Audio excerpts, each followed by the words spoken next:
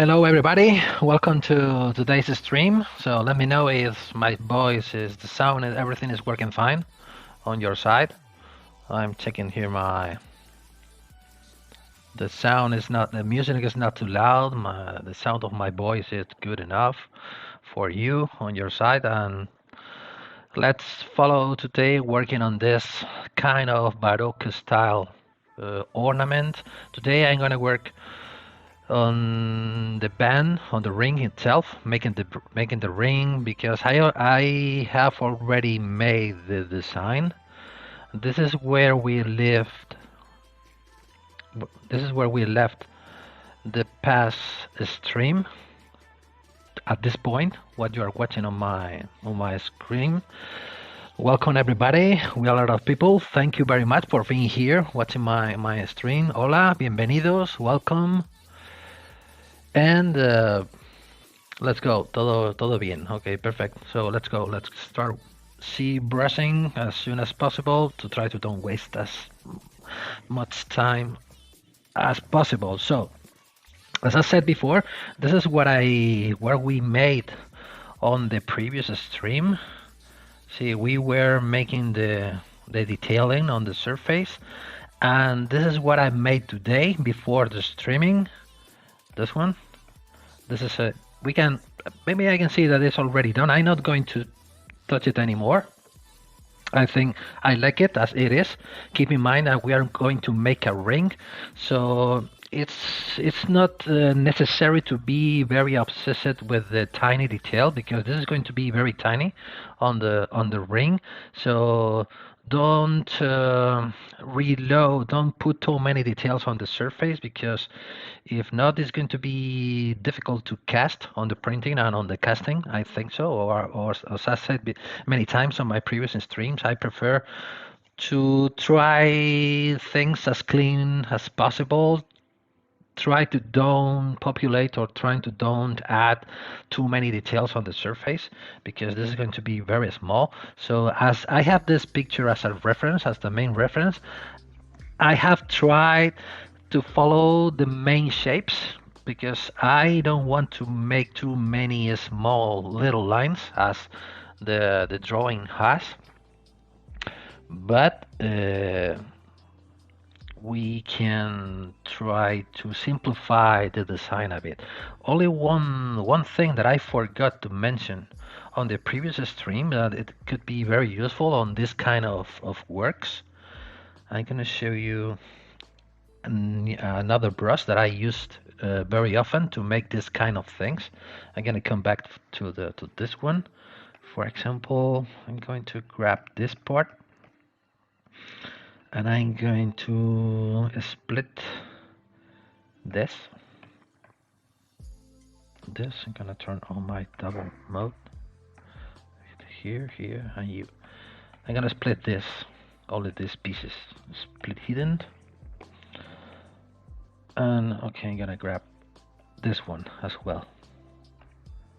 You and you. Okay, split hidden. I'm gonna merge this one and the next. So, okay, this one. Well, I'm gonna make a new mesh.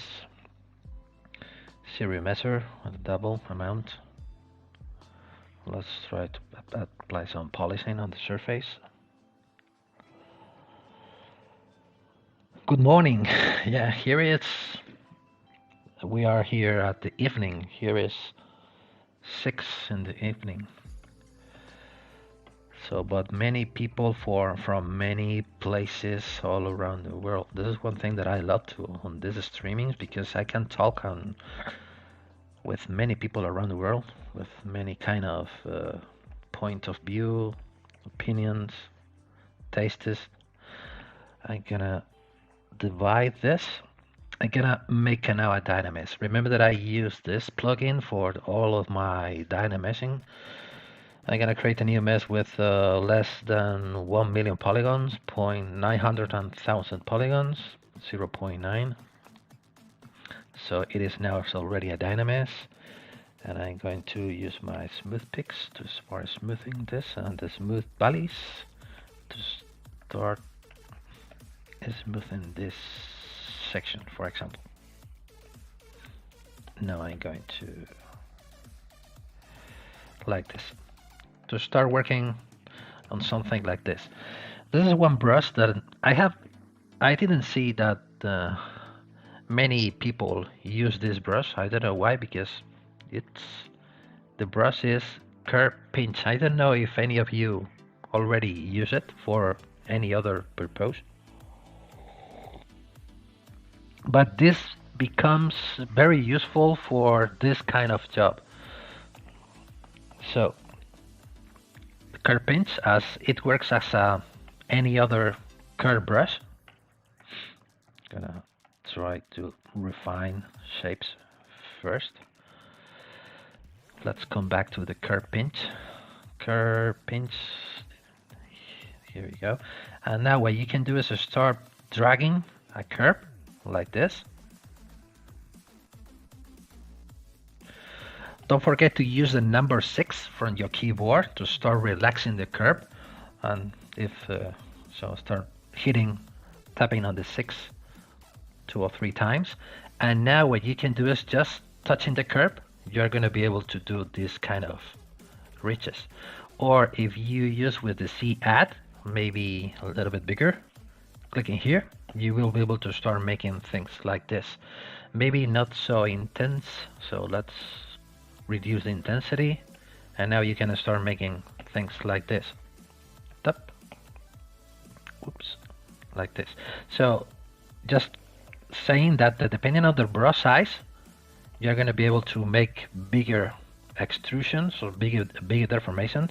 It's a matter of finding the right brush size, like this, maybe with a bit more intensity. Let's set it up to 19, clicking here, and there you go. This is what you have. This becomes very, very useful because it makes a very regular stroke along the curve. So to remove the curve, Alt and tap anywhere, and there you go. So let's make another one. I'm gonna start using this. When you can see here little red lines, you can start grabbing the end and start following your stroke till the end. And don't forget to use the number 6 again to start relaxing the curve. And now you can tap, and I'm gonna use now the C sub instead of the C add. Let's make something like this, maybe now with a smaller brush size, like this. And there you go. Alt and tap, and here you have another thing. So let's, for example, 1/3 example.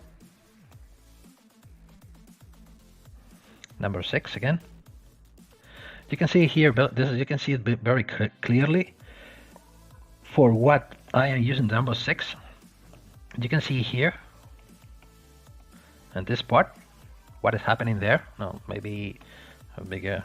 The curve is not soft and regular here, but I use the number 6. You can see how the curve start adding more tension to the curve.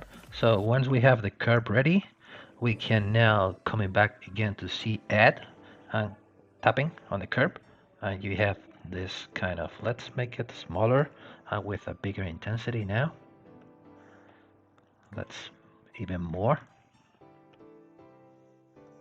and this is what we have. Of course, a good habit you can do is to start fading the transition between the peak here, the extrusion here at the end of the curve. What we can do is to start making anything, store your morph target and tapping on the curve, and now with the morph brush you can start fading with the less intensity. You can start fading the ending, and you can start, for example, with the smooth peaks, And this is a very clean way to start making precise strokes on your scrolls, on your ornaments. Okay, I'm going to try to read your questions as more as I can. I can put an eye all the time about to know what you are saying. When to begin? Okay. Good morning. What printer did do I use to print my work? Most of my jobs are printed on a project 2500 W from 3D Systems. It's a wax injection through the printer from 3D Systems. A project to 2500. Muchas gracias, Carlos. Me alegro que aprendas con los directos. Here, Misanes is asking in Spanish. El otro día utilizaste el polis junto a la tecla Alt, pero a mí me salta la máscara. Si estás utilizando la tecla Alt, es imposible que te salga la máscara. Si estás utilizando Control, es máscaras. Pero si estás utilizando la tecla Alt, no puede ser que te salga la máscara. He is asking when he is using the polish brush that I was using on the previous stream, the polish brush, this one. I said that this is a good tip here is use this brush in combination with the Alt key. So this is the behavior of this brush is like you can see here how it reacts the surface. I'm gonna use this material for example. This is gonna be better to see it like this. You can see with the Alt key I can start. It's like I am sanding or polishing the surface with a sandpaper or with a sanding tool. With the Alt key, you use the Control, you start painting a mask. So Control, equivalence of Control shortcuts is always masking. But if you are using the right key, the Alt key, it should work. Okay. So this is a great brush to work with when you are making this kind of patterns, this kind of details. So I'm gonna, for example, apply a new curve here, number 6 again, and now with the C add, you can start. You can see how depending on the size of the brush. For example, if you see here the peak is too sharp, what you can do is make the brush a little bit bigger, reduce your intensity, and tap it again, and now you will get a better result. Now Alt and tap anywhere, for example here, and then you will get rid of the curve, and now you are able to start, for example, adjusting what you need. And this is a very great way to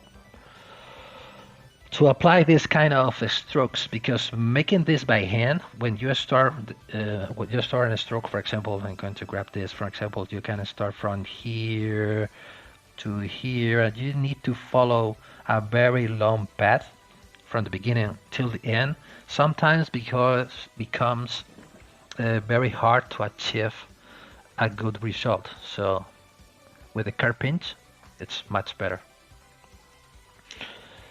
What kind of computer? I mean the features. The computer that I have is not very powerful. I am using an i7 processor, 16. Okay, I think it has 16 cores and 32 gigabytes of RAM, and that's it. Maybe to use ZBrush doesn't require a very powerful machine. I think maybe you go with an i7. Okay, I recommend to you to try to put your money on the processor if you have in mind to use ZBrush with that computer. I mean, try to buy an i7 or even an i9, and as more RAM as possible. So if you are only going to use the computer with ZBrush, you don't need to be care about your card, video card. But anyway, if you have enough money to buy a good one, will be better. But ZBrush doesn't require a powerful video card. You are welcome, David. Glad you like it. Okay, so let's go. Another thing that I forgot to mention on the another stream, for example, maybe not for exactly for this example, for this job. Remember that I'm gonna grab the stroke menu, gonna drag it here.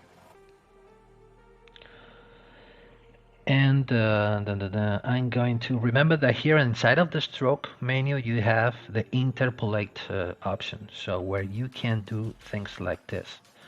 You can start making one line. You can do it maybe with a longer tail for the mouse, like this. One line, and now you can apply another line. And you can start interpolating the strokes. Clicking here. Well, I made something wrong. Let's start again. One. It must be a continuous stroke, right? And the second, you can start interpolating. Okay, I am making something wrong. I don't know what is happening. Let's try it again. Let's make this one first, and then this one. Let's try now. Let's say, oh yeah, maybe if we put more strokes count, that still doesn't work. Okay, let's try again. I was using it before without any issue. I don't know why it is not working now. Interpolate.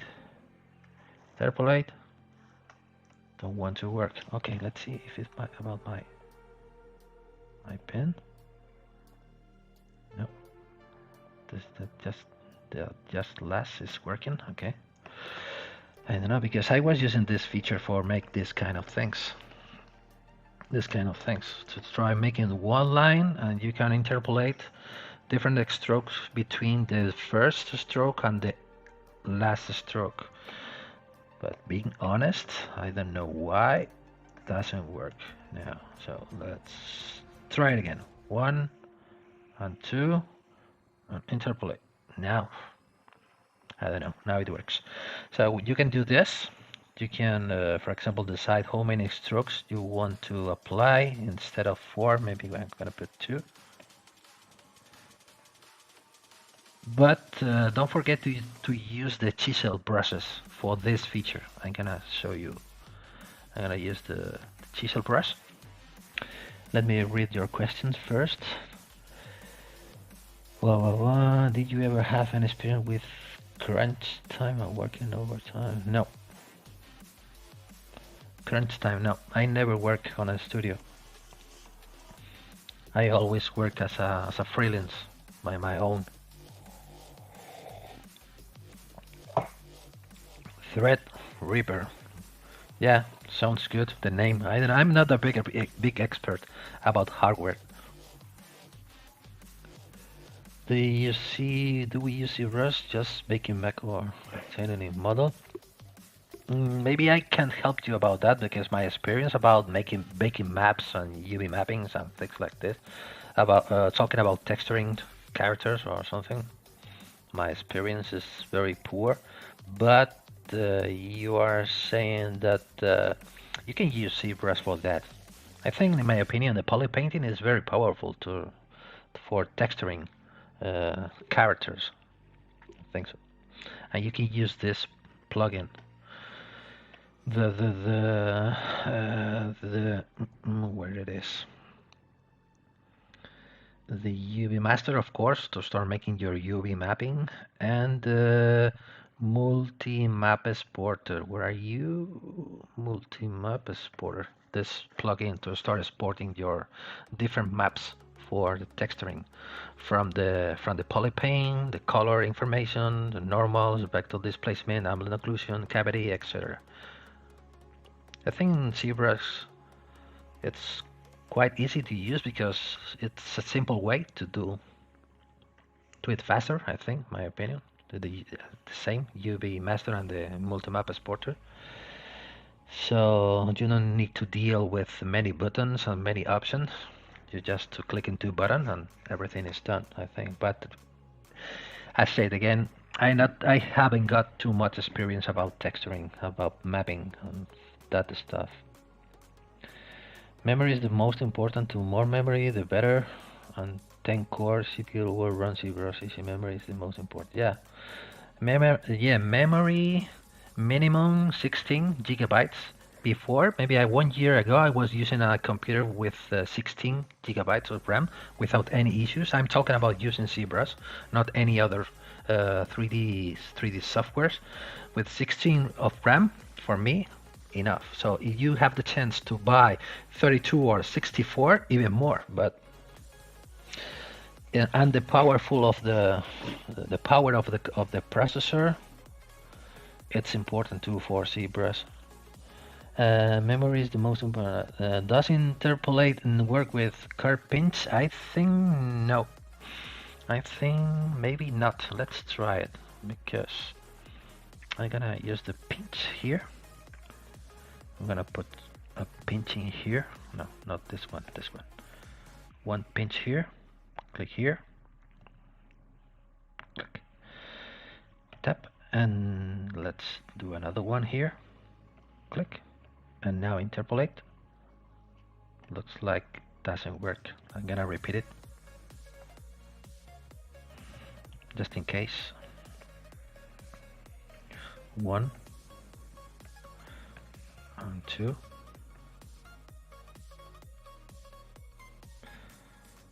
Interpolate. Looks like it doesn't work. I know. Maybe try by your own, but it looks like it doesn't work. If you were to do ornament on a curved surface, would you do them flat? Depends. Depending on the kind of curved surface you have in mind, because this is going to be, I can apply this on a curved surface because this is flat, and I'm going to bend it now for apply to the ring shape. But you can use the same method because, for example, I'm gonna grab a sphere. Gonna make a polymesh. The key is to use this brush, the curve tube snap, with the snapping option applied. So here you can start creating your, or I'm gonna use the same method. So the first brush that I grab is the series measure guides. This one, I'm gonna start, for example, start painting one curve. I'm gonna start painting the next here. Let's try, for example, I have two. Let's apply a third like this, and for example, we can finish this, and I know, maybe we can apply another leaf here. Leaf. When you have all of your curves applied based on the kind of pattern you want, you need to grab this brush. Curve tube snap is just touching only one curve. You will get all the necessary pieces to start working with them. So now you can split them, split and mask points. If you want to get rid of the curve, you can go to the stroke, curve functions, and delete.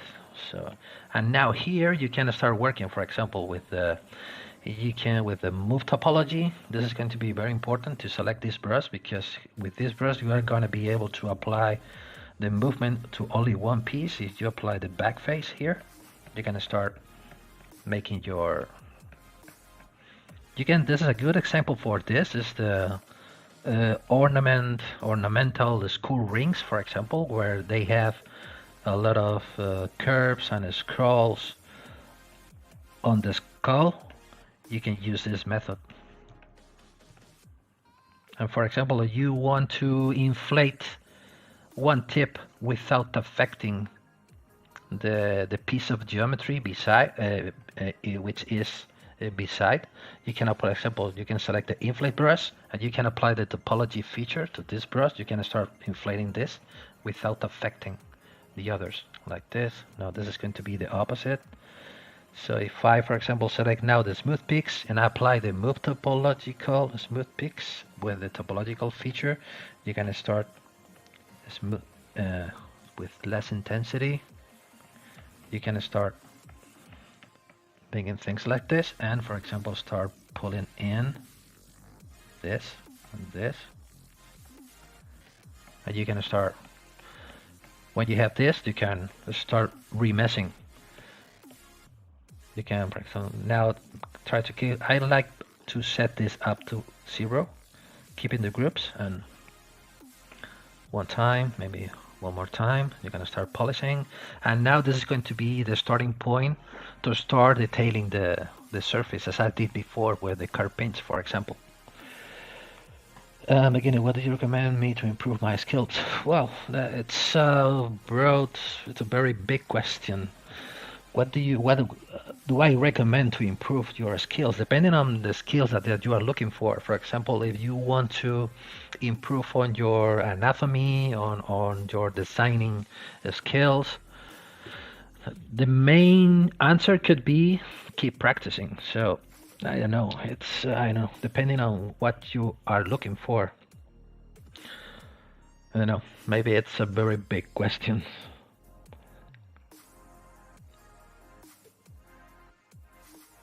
Sure. I tested also. I don't think that. Yeah, maybe it doesn't work with the curve pinch, the interpolate. Now the interpolate, it's on the stroke menu. A stroke, interpolate. You got it here. I never remember what is the magnify glass. It's the Shift M. Okay, interpolate is here.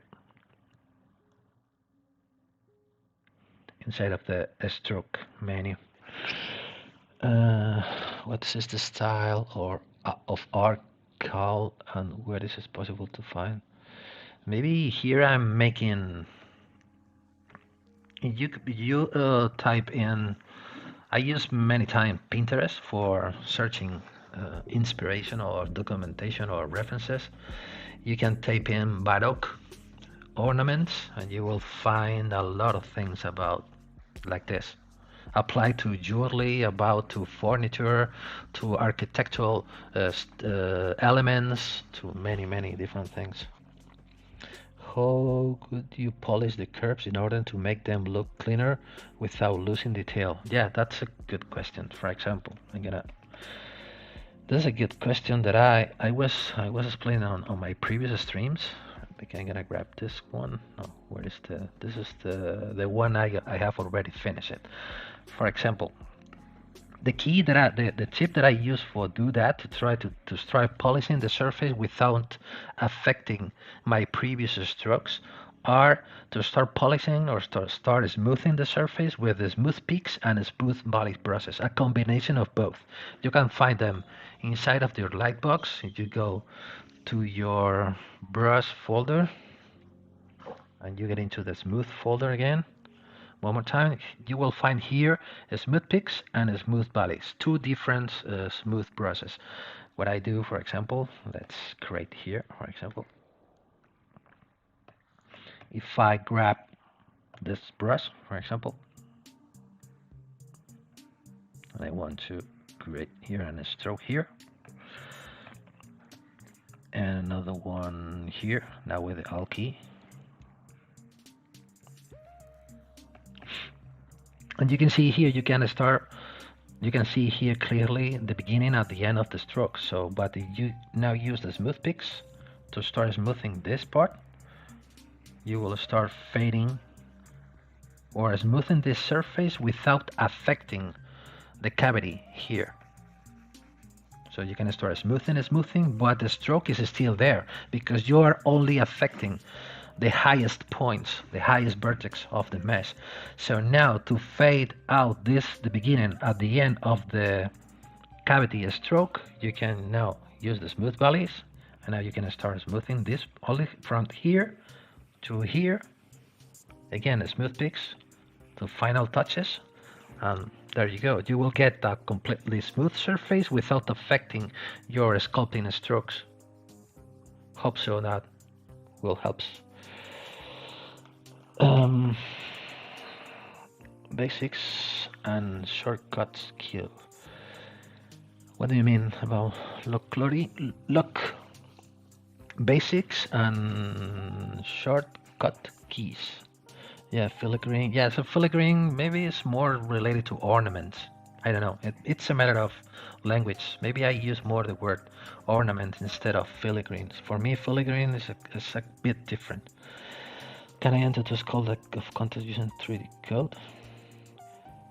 Yeah, depending on... No, this is a ZBrush related channel, but 3D code is a great software as well. Do we need to learn everything in ZBrush? Because I have seen many artists who works in ZBrush in their own way. Yeah, this is what one of the things that I like the most about ZBrush is like it's a completely free. You have completely freedom of creation with this software. You are not restricted with rules, with technical rules. This is one of the things that I love about ZBrush. You have seen my previous streams. I don't come from any other 3D software, so my knowledge about ZBrush it's about sculpting techniques. It's the same thing that I can do with a piece of clay on my hands, but instead of grabbing the clay on my hands, I'm using a Cintiq and a digital tool. But the way of working is almost the same. This is what the thing that I love about ZBrush. It's very close to the traditional way of working of when we are talking about the sculpting with clay. I'm moving towards 3D modeling. I would like to work as a sculptor or animated character and conceptual art. What training? Okay, if you are looking for start learning and get into the industry of animation or video games or whatever, or even a digital of the digital sculptor. The main tool, the right tool to learn is ZBrush, of course. So try to see as more tutorials as possible, and mainly focus it about what you want to learn, because there are many people making different stuff like me. Who I am making jewelry, but many people who are making monster or characters applied to animation or video games, or I know illustration, even for illustrations. Try to find the right information, because there are too many information on the internet. So today maybe is the worst thing about the internet today is we have too many information. So sometimes it's quite difficult to reach the right information with what we are looking for. Con experiencia, pero como sabes cuánto trabajan sabiendo la escala. Yeah, Jeff 3000 is asking in Spanish. Yeah, the answer for that question is based on the experience, because he is asking at what point do we need to stop detailing to when we know the detail is going to be enough for being printed, or in this case casted in metal. That the answer for that is based on your experience. Also, you have the key point is the scale, the size of the thing that you want to produce or to print. As bigger the thing will be, you will have more freedom to add more detail. But when we are talking about jewelry, that's a very good question, because you never know when to stop till you see in your hand what you made on the screen. It's a it is based on a learning curve based on the experience of the sculpting and printing. So you can compare what you are sculpting on the screen and what you get on your hand. So then from that point you will be start learning which is the best detail that you need to put on a ring or on a pendant or whatever. But it's maybe we can say it's a question that hasn't a specific answer or hasn't any answer. But maybe the answer is based on the user experience or the user criteria or knowledge, because the printer is it's a very important thing to take into account. So if you have a very precise high resolution printer, you will be able to make more detail as a one cheap printer. But okay, it's quite difficult to find a right answer for that. Where is the topological feature? About what topological feature are you referring to? Arts and Art? I don't know what you mean. Sí, soy español, Marcos. Hablo español. Pero los directos los hago en inglés mejor. Ya llego a más gente. Yeah, you can see this session. For example, the only thing that you should do is you go to the YouTube channel, to Pixologic. You can now you can go to YouTube or on Twitch. You will find it on Twitch as well. For example, you can go here to the list, and here, where is my list? My list is here, and here you will see all of my videos here. So you will be rewatching the streaming as many times as you want on the YouTube channel or on the Twitch channel from Pixologic. Okay, do you have any tips for balancing detail? I go overboard, leaving little room for my eyes to rest. Yeah, that's a very, maybe it's the same questions that I was talking before. Balancing detail, yeah. In my personal opinion, it's based on my personal preference, my personal taste. I don't like to put a lot of detail on a design. Maybe for that I don't have too many problems to cast the details that I do on my sculptings. But maybe the answer for that question, it's a matter of start making tests with printing and casting. I go over. Yes, because for example, you can see you are working on this portion, and you can see here that the reference has 1, 2, 3, 5 lines. So you can start making 1, 2, 3, and as many lines as you have on the reference. But in this case, in my opinion, it's not a good choice, because you will get less clean surface on the casting on the metal. For example, you can simplify with just putting 2 instead of 5, and you will add value to the design from my point of view, to try to don't add too many detail. But it's a quite difficult question to find only one answer. When you are making model, do you have in mind technology, how it will be made? Yeah, like it needs to make not so much hanging part for printing. Yeah, of course. Yeah, that's a very important thing. As a professional,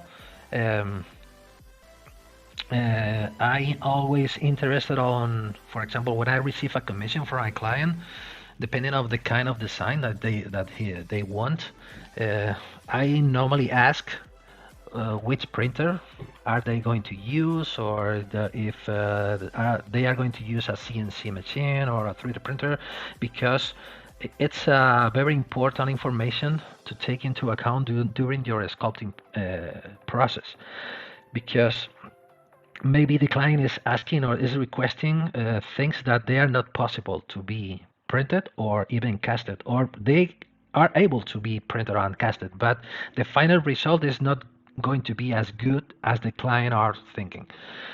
But I always try to know which is the technology which is going to be used on the manufacturing process. I think as a professional, you should know it. It's not the matter to install sculpting beautiful things on your screen. You need to know that what the thing that you are doing is going to be able to be is going to be possible to being manufactured and produce it with a nice result. Brush automask. Oh, I'm sorry. Yeah, brush automasking. Yes. And here you will find the topological brush. Here, okay, I'm gonna tell you. I'm gonna try to follow working on this because I forget the other day to use this brush, the chisel brush. Chisel brush to create this kind of thing is very useful. I'm gonna make this a little bit smaller.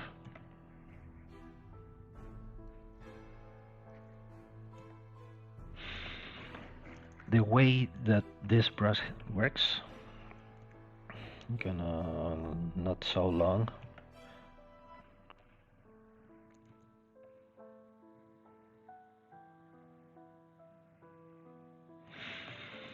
You can see this is a nice way to do the same thing with a different brush. Now you can use the interpolate. Well, today the interpolate doesn't want to work. I don't know why. Let's see again. Maybe it's a problem I have with the interpolate. No, doesn't work. So I'm gonna use, for example, one sphere here. Let's come back. Let's see if I have a problem with my mesh. Make polymesh. Let's add more resolution. 1, 2, 3, like this. And now you can, with the chisel brush, you can do this kind of. You can achieve very nice lines, and you can start interpolating things. But one very cool thing about these brushes, I don't know if you already know it, is the first step to take before start using the chisel brush. You should store your morph target first. So morph target, and now you're going to be able to do things like this. One like this, for example. Okay, let's try to make something a little bit more beautiful. More. Let's see. I don't know if it is going to work. Something like this. And now I can start interpolating. No, because maybe I have changed my camera angle. 1 and 2. Now interpolate like this. And now you can see now that you already record the morph target. You're gonna be able to make this from here to here. Let's add more 6.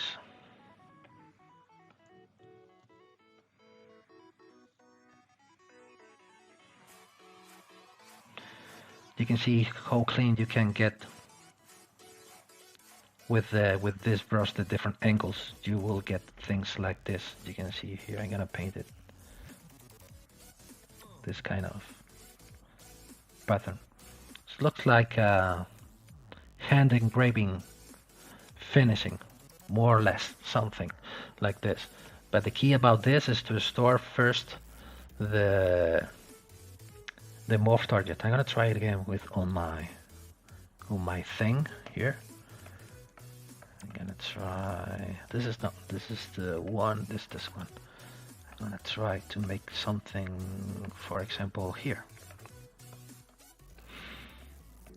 I'm gonna use the chisel. I'm gonna store morph target first. Let's make it bigger.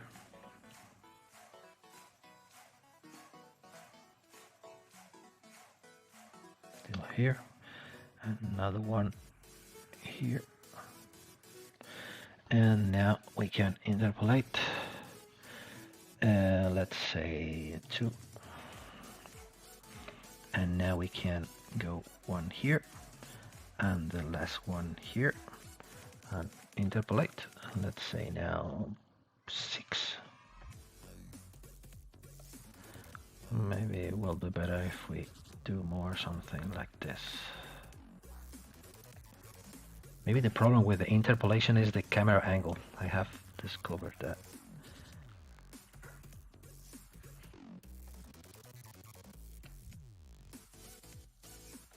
One here and another one here. Let's apply more. You can see here you can start getting this kind of finishing on the surface. And this is going to be very useful for this kind of finishing. But again, as I'm thinking about to start making a ring, this is going to be very small. That's the reason why I didn't decide to use this method, because the lines are too tiny, are going to be too tiny on the final piece. So I prefer to use this kind of lines instead of the chisel brush, like this. I'm gonna reduce this, smooth peaks and smooth valleys again. Okay, there you go. What kind of work do you do in ZBrush? Because a single person cannot do it in all way. What kind of work do you do in ZBrush? Well, I do many different things. I think that the best way to call my job is like a digital sculptor, where you are able to make almost everything. Most of the job that I do are related to jewelry designs. I'm making rings, pendants, and many different things. But I normally do sometimes figures and collectibles and things like this. All of the client who comes to me asking for anything who is going to be printed or is going to be CNC carved on a CNC machine, I'm going to be able to do it. You are going to be able to do it with ZBrush. Doesn't matter if it's this size or it's 2 meters tall. Doesn't matter. So it's a wide range of different kind of works. So I used to make many different works and many different styles. Cannot make all things. I think with ZBrush you are going to be able to do everything. I didn't find yet anything that I couldn't make it with ZBrush. Do you ever work on a or engrave after printed? Yeah, this is a. But some clients are, for example, depending on as I said before, for example, a client comes to me or requesting to me to start making some kind of engraving finishing on a design. Of course, if the client is thinking about engraving finishing, has more sense to talk with a professional engraver instead of try to replicate the engraving finishing with a digital tool. That's my opinion. So maybe the best way will be give all the surfaces completely flat. You can print it, you can cast it, and once you have the design ready on the final metal, give it to a professional engraver, and then he will apply the final touch, the real engravement finishing to the design. Okay, depending on the kind of level or maybe the money that he has expected to put on the project. But if you are thinking about the engraving finishing, it will be better to engrave it by hand instead of with a digital tool. I think so. Yeah, you can do a lot of things with ZBrush and you don't know the software well. Yeah, maybe the ZBrush, or as far as I know about ZBrush, is the tool for everything.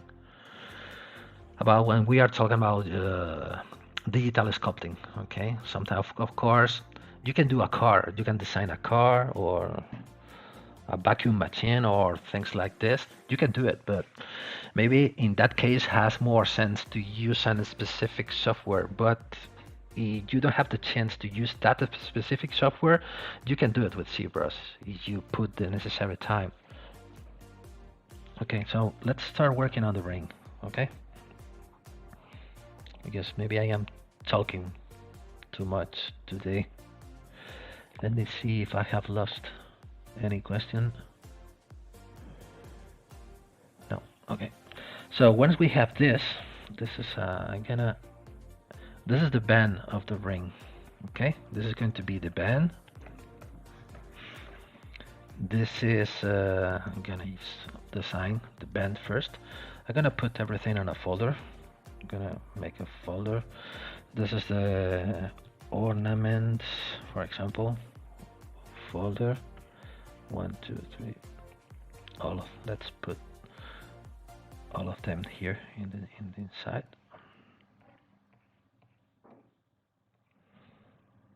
And this is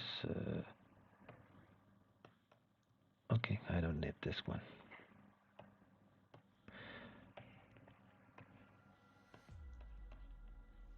Okay, I'm gonna hide. I'm gonna select the band, I'm gonna hide this. Let me check the measurements again. This is the mandrel, this is the finger size of the ring. We're gonna check it, how big it is. Going to the scale master. It is 20.5 millimeters radius, this section. The band is 23.87 by 23 by 1143 millimeters wide. Yeah, 11, maybe it's a bit small. Let's say 12. I'm gonna turn this off. I'm gonna change the z-axis. It's 12, and I'm going to duplicate this because I want to just turn on the transparency. Let's make it bigger. Yeah, like this. I'm gonna put one thing here. I'm going to use now the C modular to make the extrusion. I'm gonna make a QMS apply to all the polygroup to start making like this. Let's make it a little bit bigger. I'm gonna check how thick is this. W, I'm gonna with the transpose line here at the top left corner. Here, if I turn this off, here you can see the measurement here.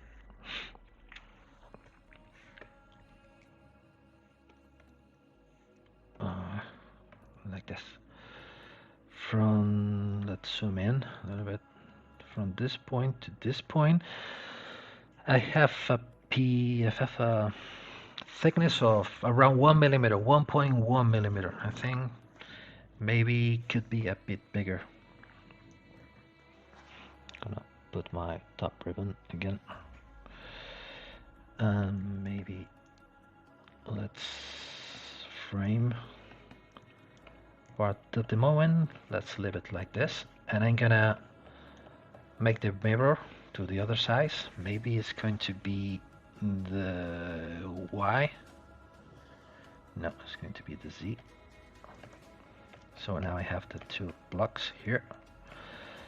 And this is going to be the ring. So the room that I have to act the relief, it's going to be around, as we said before, here I have from the base to the highest points. Here we have 1.1.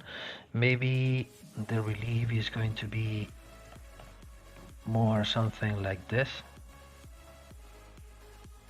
So it's here, the total thickness is going to be maybe around 1.5 millimeter, maybe. Let's see how it works. Maybe we can do it, we need to make it bigger later, but from now it's going to be enough. I can turn this on. I can turn on my light boolean. This is what I'm doing. Okay, this is going to be the band. ZBrush tiene una versión para estudiantes.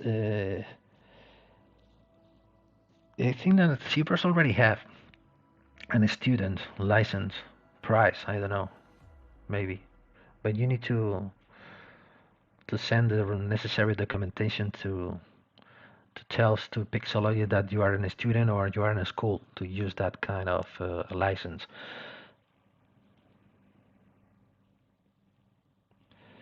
Yeah, but the interface you know that with ZBrush you can customize your interface, because when you start learning ZBrush, maybe it's a good idea to start with the, if I go here, my preference, my config, to the standard UI.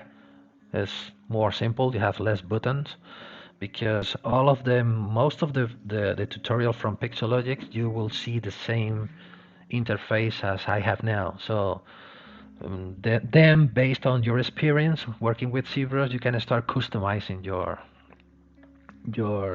interface to try to improve your speed working with ZBrush. Of course, what you can do, this is going to be the first step that you are going to take into the digital sculpting world. What you can do as well is go to by Get ZBrush. You can start with ZBrush Core, or you can start working with the free version with ZBrush Core Mini. It's completely free version of ZBrush, where you can start sculpting your first creation, and you're gonna start learning to use ZBrush, the basic features of ZBrush.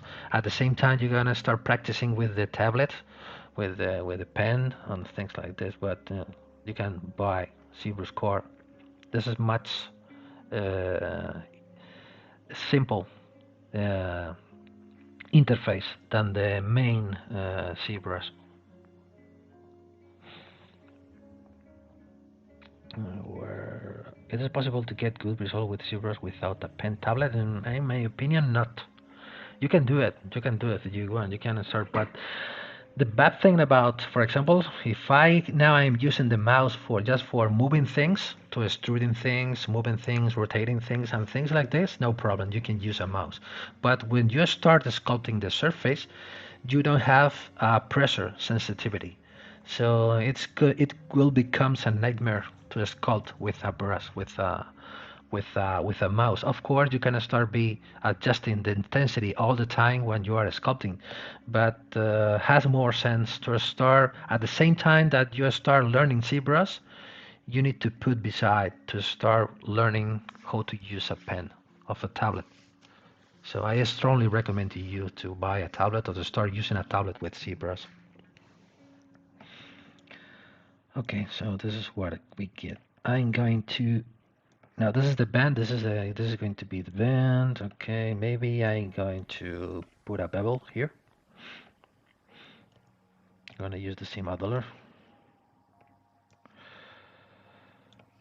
to start making a bevel here. Beveling here. It's going to look much better with a bevel like this.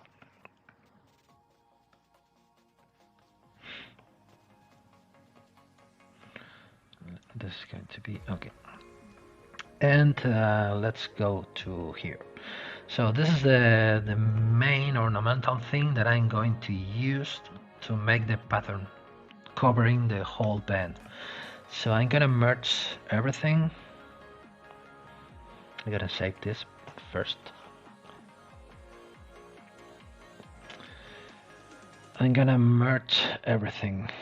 I'm gonna make, this is all of the pieces that I used for make the ornament, but I'm gonna get into the folder options. I'm gonna merge the folder.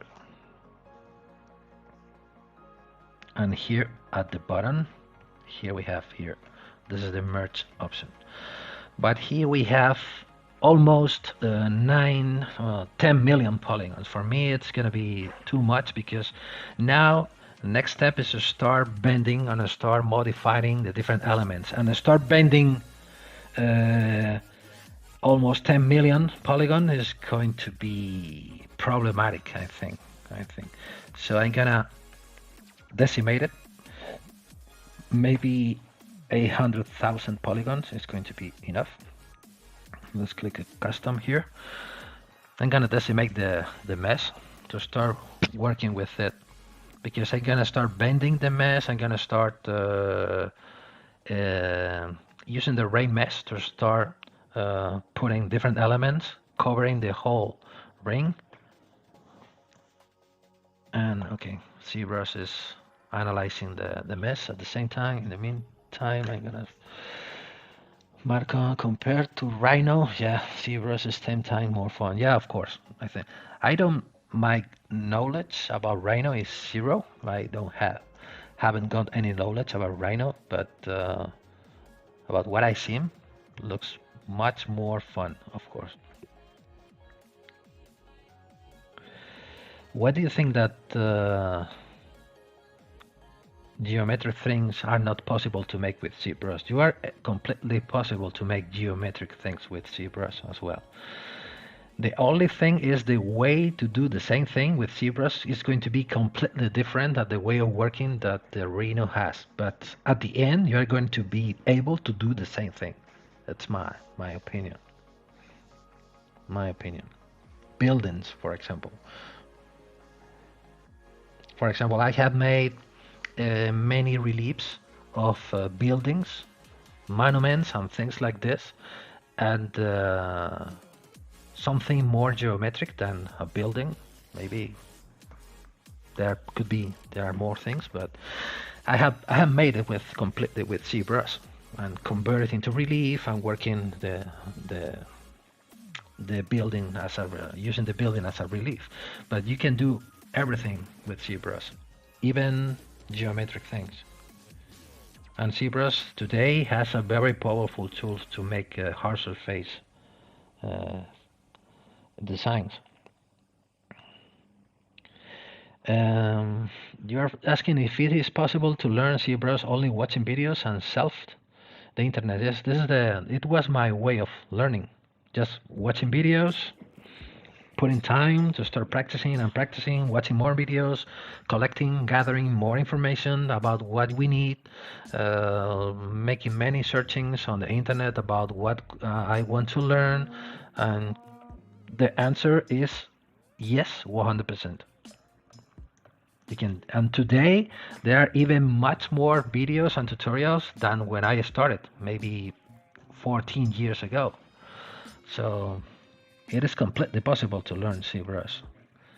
This is now we have a more friendly mesh to work with. So I'm gonna start making polygroups, auto groups. So I have one single polygroup for one single piece. Maybe let's reduce the amount of polygons to 700,000 polygons. What about boxes with hinges? Yes, of course, completely yes.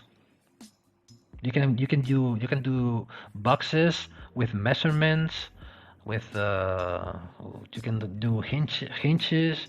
You can do, I don't know, many different things, a lot of things, everything. The only key is you need to keep in mind this is the way of do anything, the way of working probably is going to be completely different than the way of working that you are used to do it. But at the end, the result is going to be the same. The only thing is you should learn another way to achieve the same thing. But at the end, you are going to get the same result. Just you're going to take you need to start walking on this direction or in that direction. But at the end, you're gonna reach the same point using Rhino or any other CAD software than ZBrush. That's the key. I don't know why the people are still thinking that there are things that they are not possible to make with ZBrush. They are possible to make, but the way to do the things are a bit different. So you need to learn again. In most of the cases, the things that you already know. Maybe that's the worst thing about that. That's the reason why people are still saying that, because they don't want to learn again how to do one thing, because they already know how to do that or that thing. But at the end, you're going to be able to do the same thing. Thing I miss a bit in C. Things with like hundreds of prongs are possible. Yeah, of course. Things like hundreds of prongs are possible in ZBrush, but it will take a much longer. Maybe, yes, maybe, maybe, depending. I think that there are not better or worse programs. Maybe depending on the tool that you want or you like to work with, it's just a matter of tastes at the end. Or I think I miss a bit in ZBrush in 3D Max's play line. You can edit later on like the currency, but you can save them for no. Now, for example, this is a technical issue. Things I miss a bit in ZBrush 3. Yeah, the spin line, this kind of information that you can save it for later deformation. No. Maybe you can do that, but maybe you can do the same thing with another process. I think, in my opinion, the most important thing is that you are able to do the things. Doesn't matter the way to do the things. Maybe you can put a little bit more time at the beginning, but during another process, you are saving the twice amount of time to make anything. So at the end, you are gonna put the same amount of time. We are talking about to distribute a big amount of prongs. Maybe you can be putting more time to put a lot of prongs for a pave, but yes, maybe you are right, but during the sculpting process, you are gonna save a lot of time compare what Reno is able to do. So at the end, doesn't matter the time that you are wasting on the prongs process. I don't know, it's just my opinion. Doing geometry stuff is ZBrush is way easier. Yeah, I tell you that I started with. Yeah.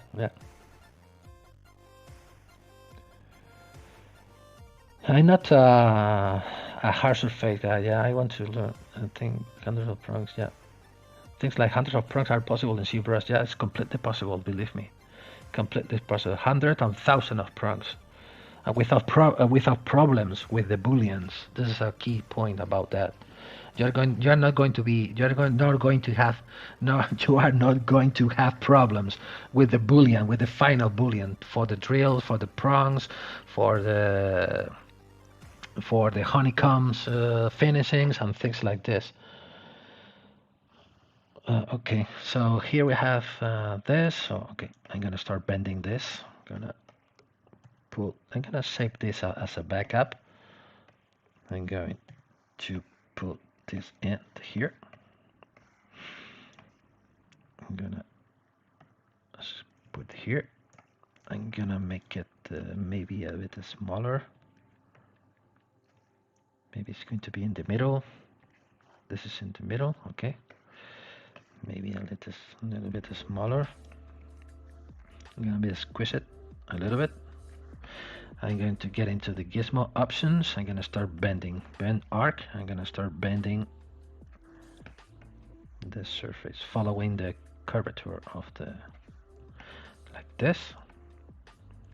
I'm not going to squish it that much.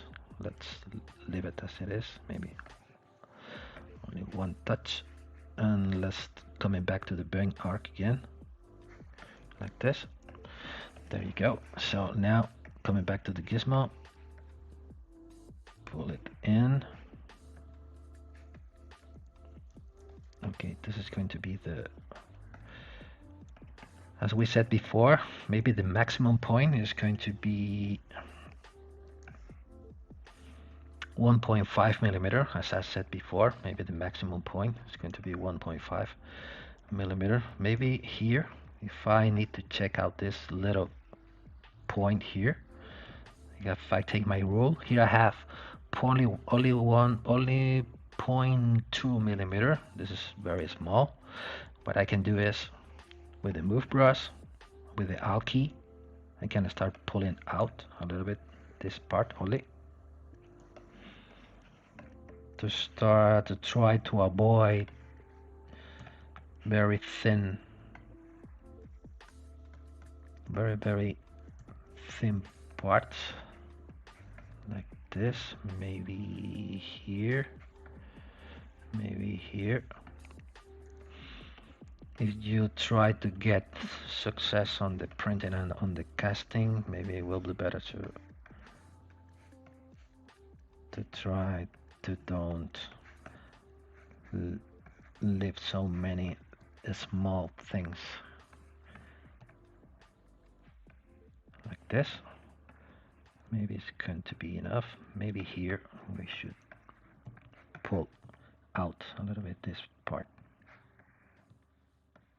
This is another thing, maybe, for example, in my opinion, the thing that I'm doing now, it's much better than the Rhino has, where you need to be applying the deformation where you want based on control points.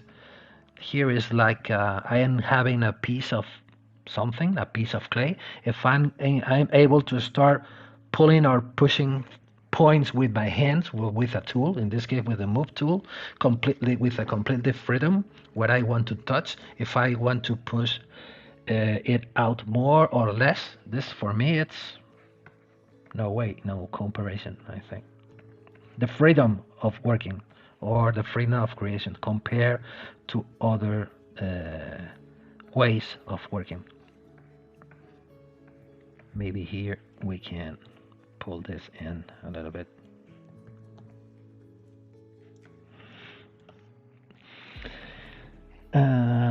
What do you do a bit? What's is a way? Yeah, I'm agree with you. Yeah, I'm not all chain. I can read your name. This is you are putting the comment on Twitch all chain. Yeah, I completely agree with you. ZBrush is a way of life. Yeah, maybe you need to change your mind, because the way to do the things and the way to achieve the things is completely different. But once you discover the world of things, or the range of things that you are able to do, you start thinking about what you can do instead of the way of do the things. Do you know when new version with new function will come? We still need to wait a little bit, maybe before the end of the month, maybe. I'm not sure, because there isn't an official release day yet, but it is coming, so it's a matter of wait a few days.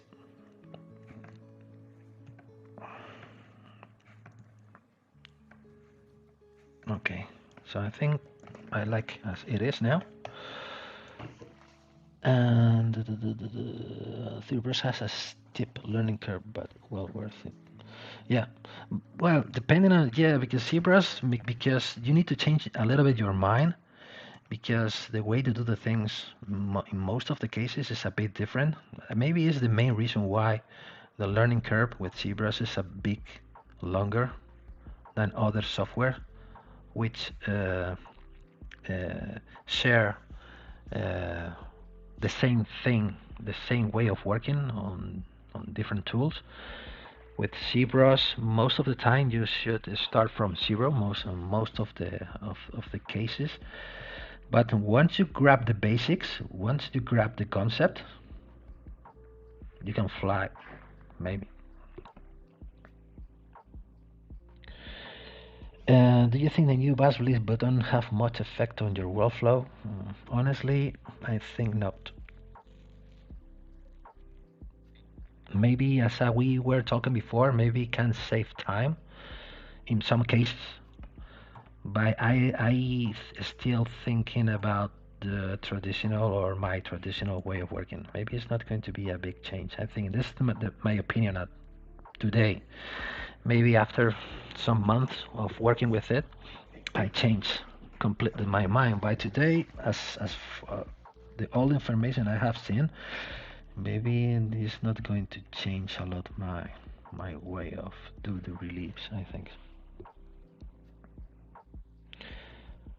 Yeah, Rhino's more a solving a geometric problem. Yeah, it could be. The worst interface on the market is the answer. Maybe I don't know why. What You are saying that, many people are saying that, because for me, as it was my first 3D interface that I discovered. For me, it is not good or bad. I like the way it works, but maybe because other interfaces has more standards, are more standards. But the ZBrush is a completely, looks like it comes from Mars or any other planet, but I don't know. It's different. It's not bad or good, I think. So I'm gonna start making arrangements. I'm gonna start with the ray mesh. I'm gonna turn this on, raise mesh. You can start rotating here. They can start rotating in this direction. But I need to change my pivot point. How to do this is I need to lock the position and reset the pivot point. So now I can start rotating here. I'm gonna say 360 degrees. And now let's see how many I can put here. Maybe let's say 3. Let's say 4. Let's say 4 like this. And what I can do now, here let's see how we can combine them together to try to fill in these gaps we are getting here. What I'm going to do is I'm going to change this. This is the master. The master is this one. I'm gonna auto groups. I'm gonna hide this one. Maybe I'm going to make this one a little bit smaller with the move topological.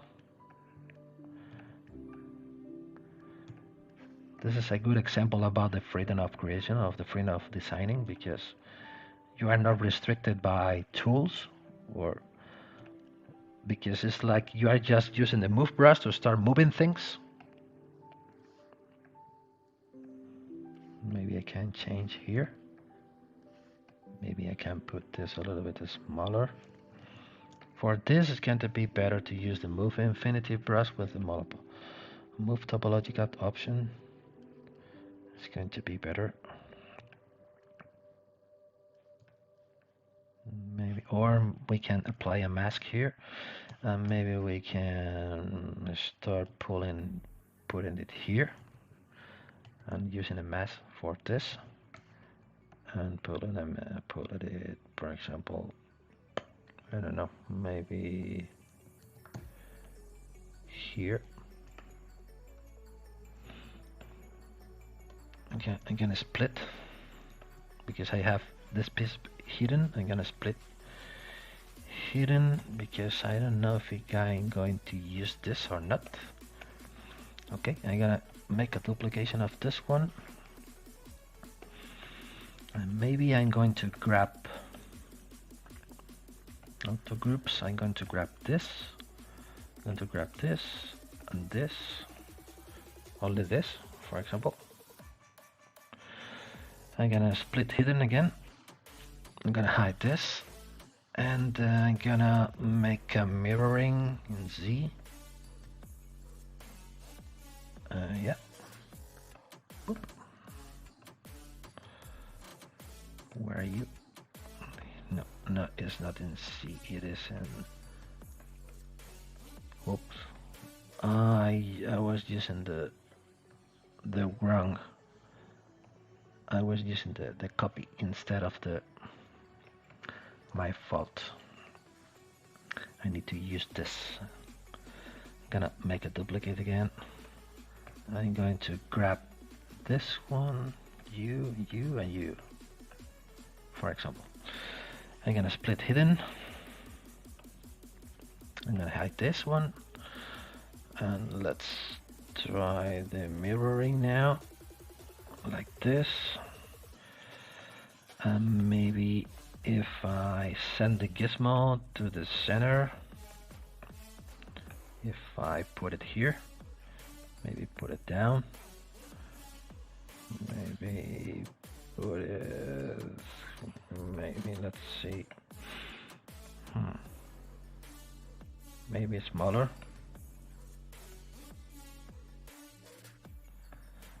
Maybe like this.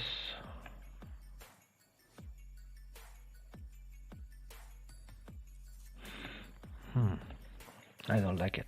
Let's see how it works like this. You don't get.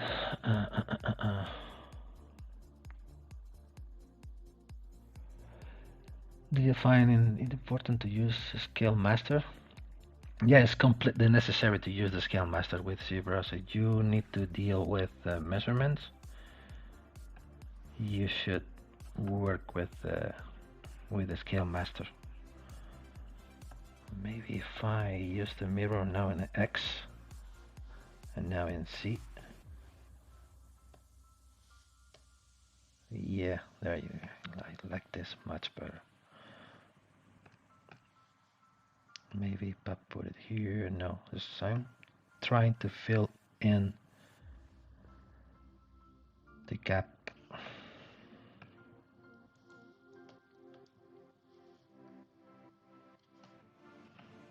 The gaps like this.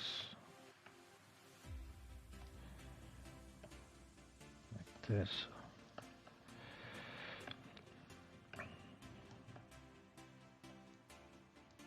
Start becoming better.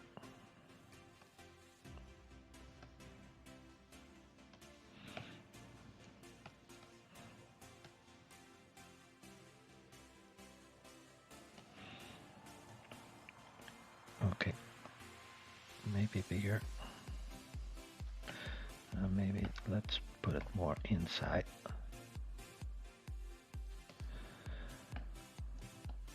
And now we can, for example, where is the master? The master is this one. We can pull this in like this, pull this here.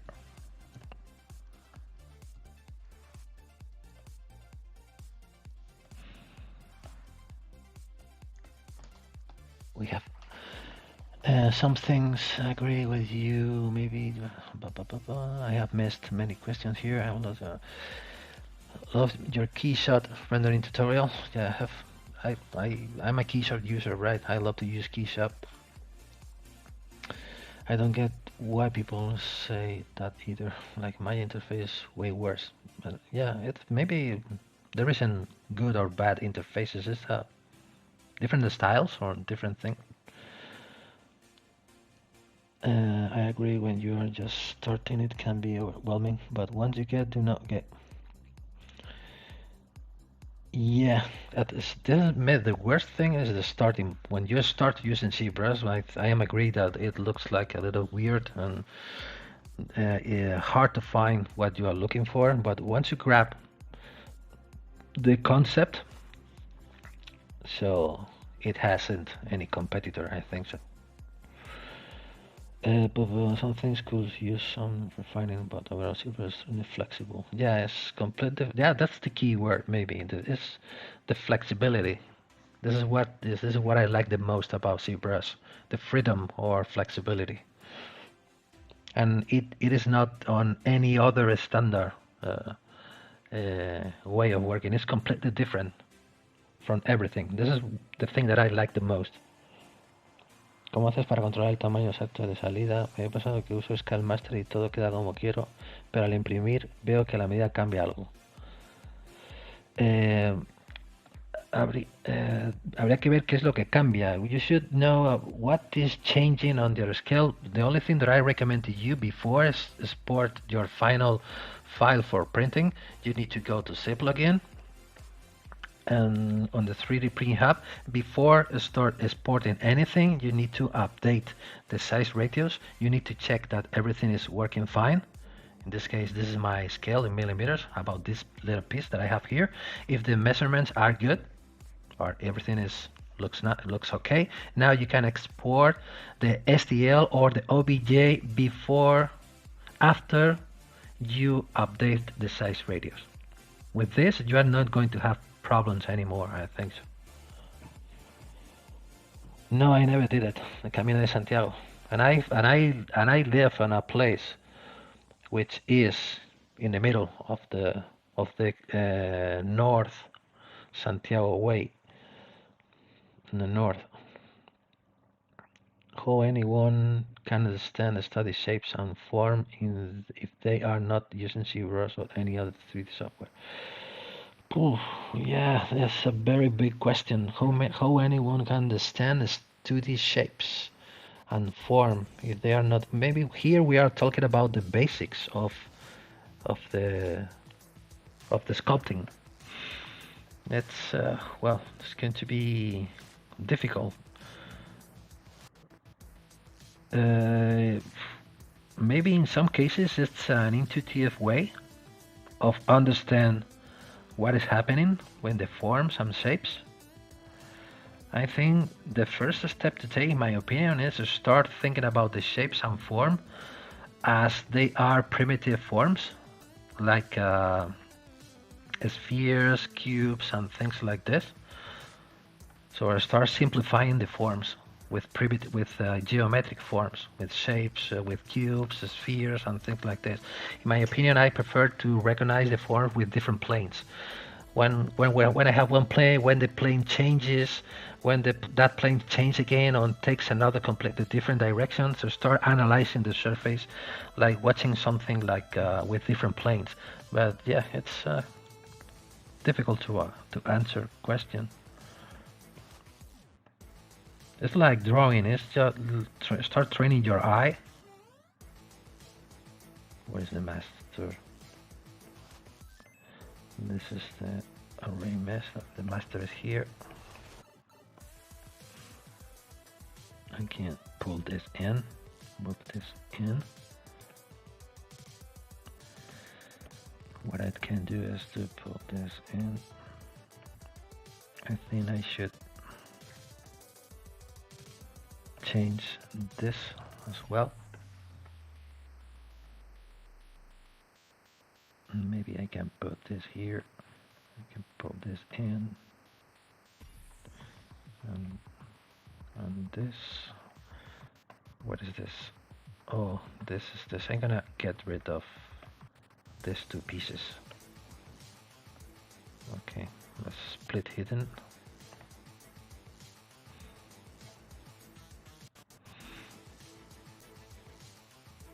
I'm gonna try to make some interesting shape here. Maybe if I put this here, maybe you can see that I am designing on the fly, so I don't have nothing clear in my mind. It's just I'm just testing things, how they works, and this is most of the more powerful things that you have in ZBrush is how fast you can take decisions and apply the decision that you have on your mind, just moving things like I'm doing now with a brush, with a tool, to start getting a good design. So maybe with other programs you need to select what you want to move, apply the selection, waiting for the results, and you need more time than you are able to do with ZBrush. I'm gonna change this. Maybe I'm gonna grab this. Maybe I'm going to get rid of these things again. I'm gonna maybe what I'm gonna do is try to move them. I'm gonna try to move them. Oops, they are welded. Okay, so I need to move everything together. So let's send the gizmo to the center. Let's put it here. And now let's move them like this. Yeah. I think gonna start happening interesting things here.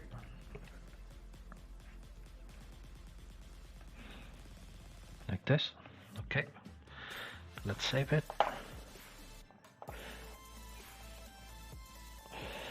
Thanks for the abide. What takes me a few. Did you ever do prints?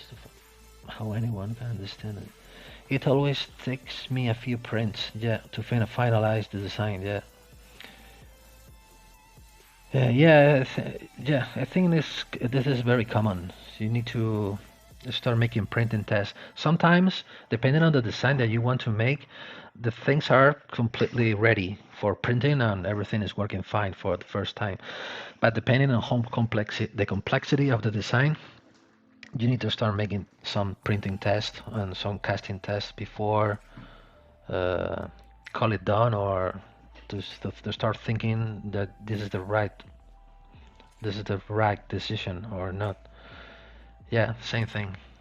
This is from time to time I try to send for printing my designs to see how they works in my hands, to start learning about what I am doing on the screen, because I spend more of the time on the working, of course, on the screen. So, but I need to try to avoid to lose the feeling of the physical things that I am doing on my screen. So from time to time I send for 3D printing my designs to know that I am giving a good quality of my digital part of the process. How can I understand that's okay, I was catching up to the screen. You probably got the answer already, but with the stroke interpolate function, you can't move the camera between. Yeah, I think that's the problem. Maybe you can move the camera between the strokes. That's the key. You need to make one stroke and another stroke. Try to avoid to move the mesh before click on the interpolate button. You have to make 2 strokes without moving the camera and also press interpolate stroke button. Then you can move the yeah, that's right. You are welcome. Okay, what is white bar with pencil arrow key? Yeah, this is just for this is a painting application that I have for taking notes. So on the screen to try to explain you what I want to say, drawing instead of talking with my basic English. Okay, so I think I need to make something with this.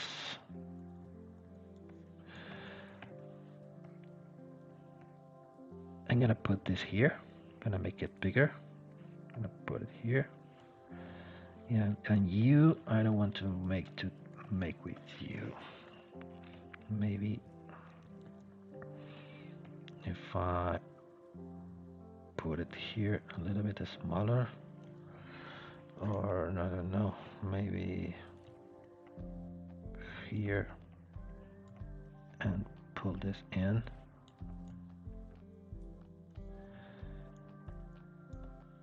Maybe, yes, maybe we can. And now we can.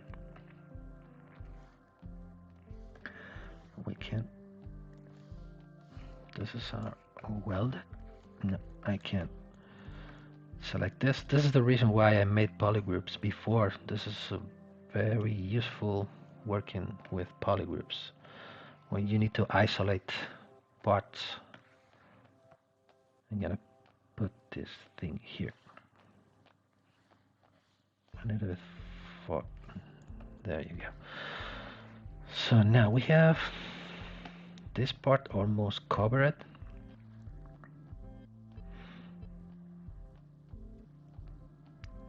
We still have a gap here and a gap here. I should think about it. What is the master? The master is this one.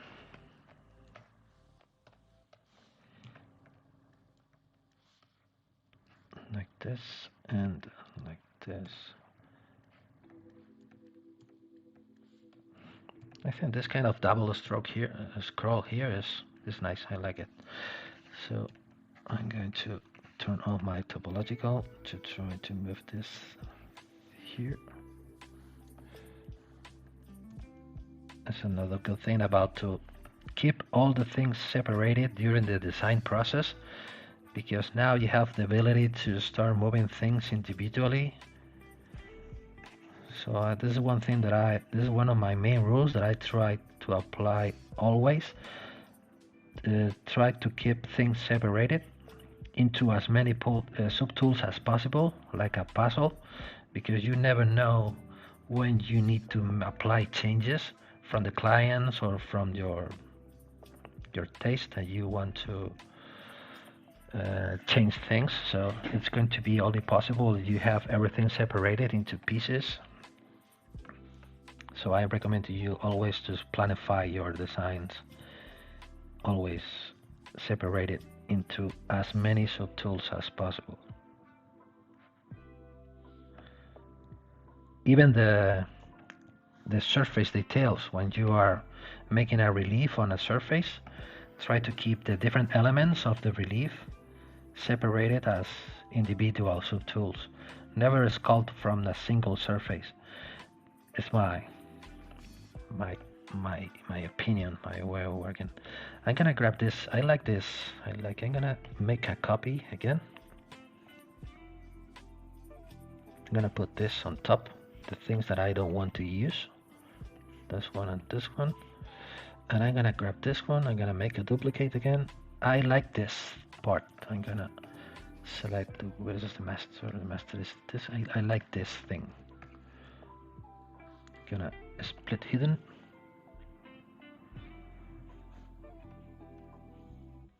I'm gonna use this kind of flower or something where I can use it.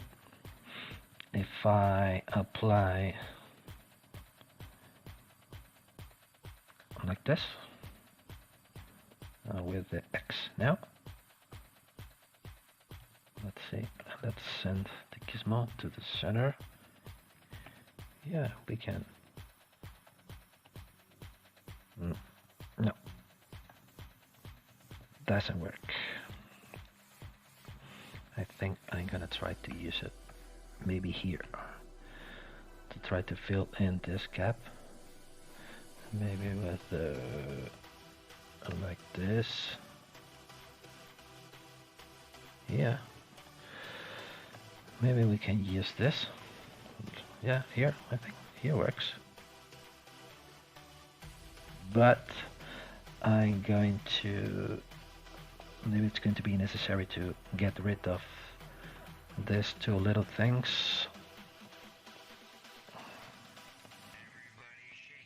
Maybe you split hidden. I don't want to use this piece.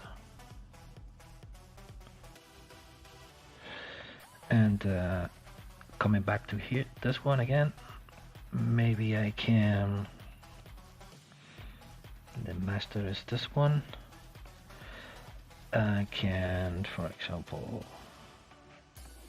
this is too long, I think. This is too long. What we can do with this, I'm gonna get rid of this pick. I'm gonna hide this, Control Shift. I'm gonna grab this like this. I'm gonna delete hidden, close holes, and now with the Sculpting Pro, smooth peaks.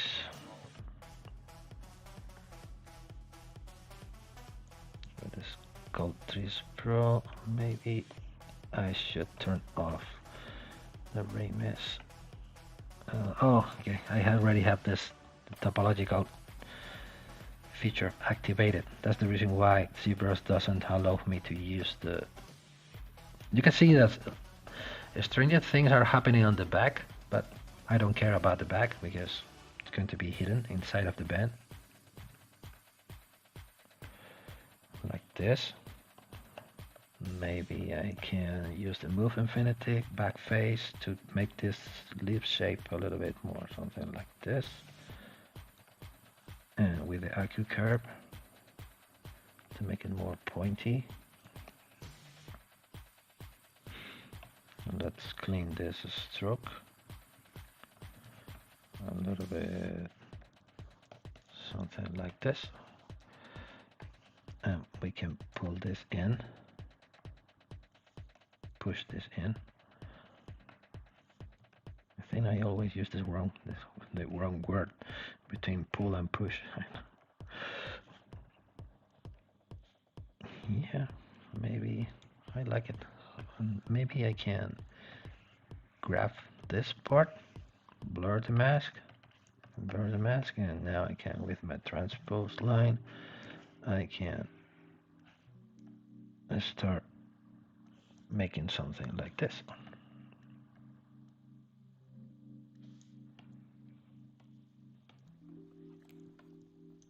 Yeah.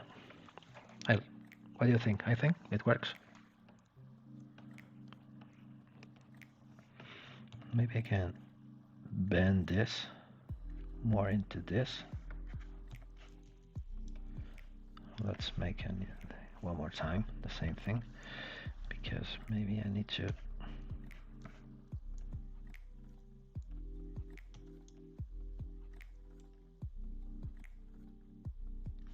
more something, the shape.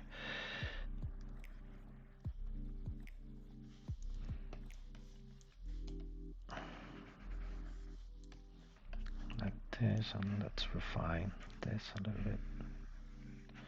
Let's refine this. I'm gonna get rid of this.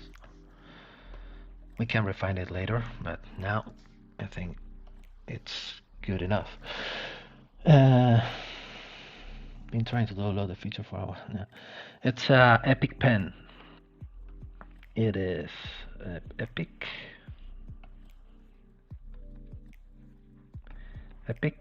Pen.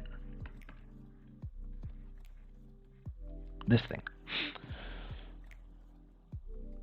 The bevel, yes, the bevel is already beveled. You can see here. It already has a bevel to avoid to put that a sharp edge to avoid damage the fingers. Okay, so we still have a little gap there. Okay, let's see what we can do. Okay, I'm gonna grab this one. I'm gonna grab this. I have an idea. Okay, I already have this one here. Yeah, I'm going to grab this part, split hidden, this one, and I'm going to rotate it.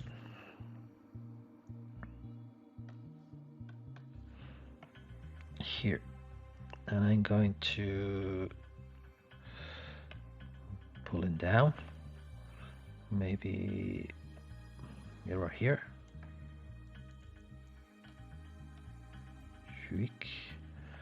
No, it's on this axis, yes, and now I can put it here, pull it down, push it here and here, and maybe I can transpose line, I can rotate it here, rotate it here, make it bigger, and I can rotate it here a little bit, and with the move brush I can pull this in, maybe, to change the shape a little bit. This, I think I like it. So I'm gonna remove the ending. Maybe gonna remove this portion. Hide, delete hidden, close holes.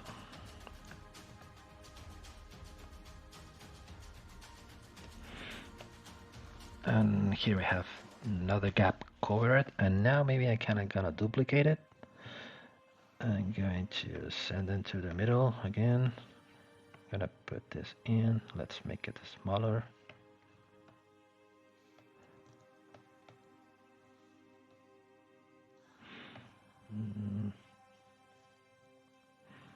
Like this. Let's put this in.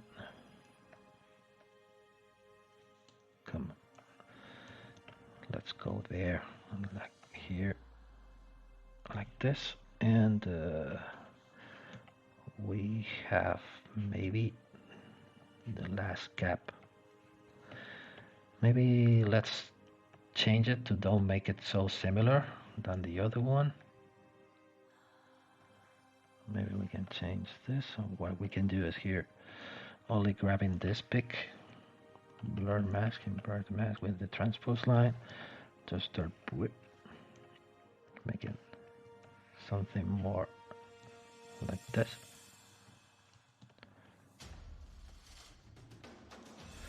To make it different. Maybe try to meet this one. Okay.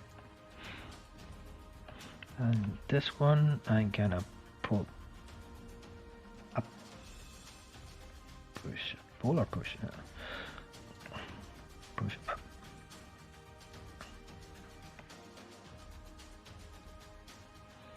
I'm making things now a little bit faster because I want to make the base of and this one should be here. This one should be there. And this one with the move topological needs to be maybe on top. Yeah. And this thing should be a little bit bigger to try to cover this gap here. Like this. I'm gonna read their questions again. Now I'm fully concentrated making these changes. Okay. I need to hide the yeah, I don't want to see this one. Perfect. Save as. Let's keep it safe. And will you soften along? Okay, I'm late again. No worry. You can watch it again after the streaming. When the streaming ends, you can watch it again on YouTube or Twitch or Facebook or even on Facebook. Let's change. Let's grab again the band. Where is the band? The band is this one. I'm gonna make the duplicate because I'm gonna apply a texture on the background because you know the jewelers, most of the jewelers knows that it's gonna be very difficult to reach the cavities on the polishing. So I don't care about to polish the cavities, but to try to avoid a weird or non-beautiful background, because you can see the lines of the printers or the imperfection of the I forgot the name of the mold that you use on the casting process, the flask. I forgot the word in English. Where you can see that always happens. You can see pores or non-beautiful surface. What I normally do is on the background and apply a texture, a random texture, or the texture that I love to use is this one. This is the one I have now two bands. This is one, and there's another one. I'm gonna use only one to apply the texture on the background with the same concept as I said before. Try to keep everything separated. I'm gonna make it a little bit bigger. You can see it's a bit bigger, and it's going to be necessary to subdivide it. Better than subdivided will be better to make a series measure. Sorry, let's click on double, keep groups. Or before I do this, I'm gonna subdivide, and now the series measure. Series measure again. Series measure again. Now increase polygroups, subdivided 1, 2, 3 times. 2 million, so it's going to be enough to cast the texture. And now let's go to the surface noise, and the noise that I love to use. I'm gonna hide this. Inside of your noise blocks, you can use the Voronoi option. So now you can start. I don't want to use the basic noise to 0. Let's start playing with the strength and with the scale. A little bit more. Like this. And this is going to be the background. I love to use these two noises. I'm going to use this one just for testing. Only one. I'm gonna duplicate it. Hide this one. Let's come back to the noise. Edit again. I like to use the Voronoi and the turbulence. This one. This is another noise that I like to use. But this is more random. It's not so clean as the other one. But it's also good for backgrounds. But it has more imperfection. I think in this case, this one I don't like it. Maybe we can apply. We can use the granite. This one, no.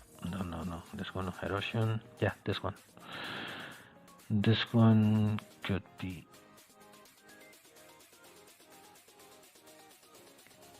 Could be good as well.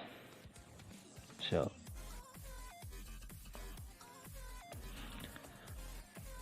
Which one do you prefer? This one or this one? No, this one. Where is the Voronoi? This one or this one? I like the Voronoi, right? So I'm gonna select this. I'm gonna push up a little bit. This.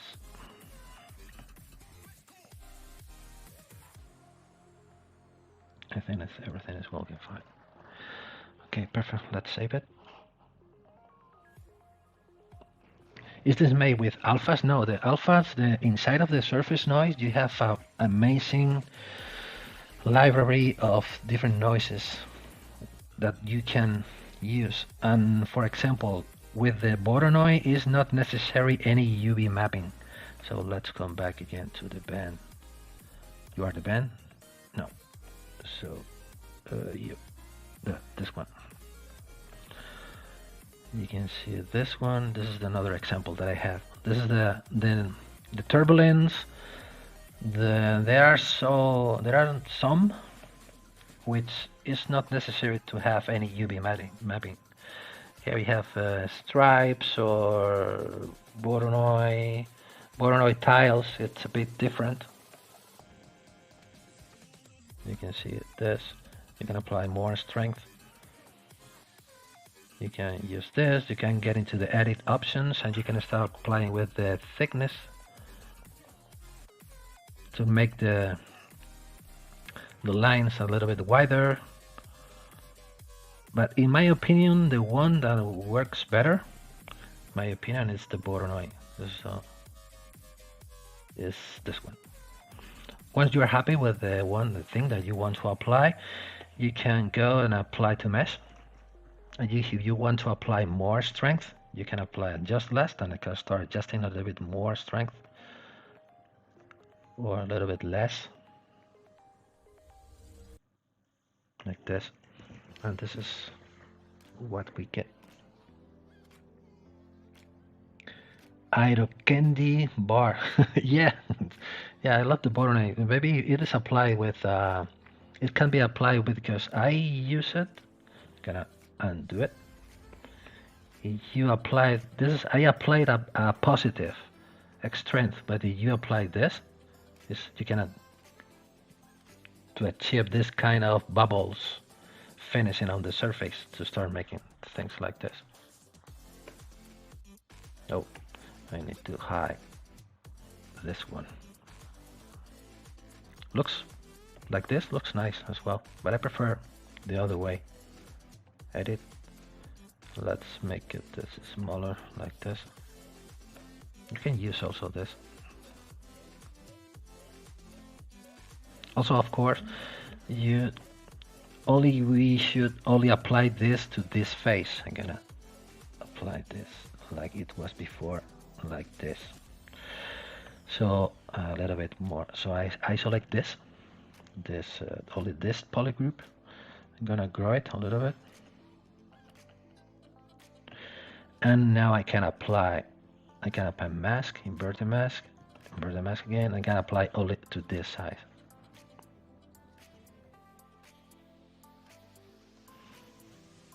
And this is going to be the final band. Maybe on the next stream, because this is one thing that I have been saying the past week and the past stream and the stream before the past stream about how to set up different ring sizes, but now it's a bit late to talk today about it again. Maybe on my next stream, my next Wednesday, I'm gonna start with something completely new, but we're gonna start talking about ring sizes before start making anything new. And this is going to be, maybe I can make this thing a little bit bigger. Oops. A little bit. But not bigger in this size, because here I'm making bigger on all of the directions. Maybe what I can do, I'm gonna mask.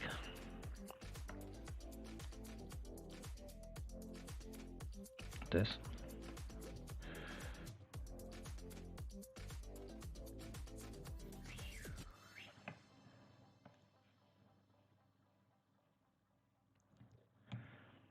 Sending, because I am using the wrong symmetry.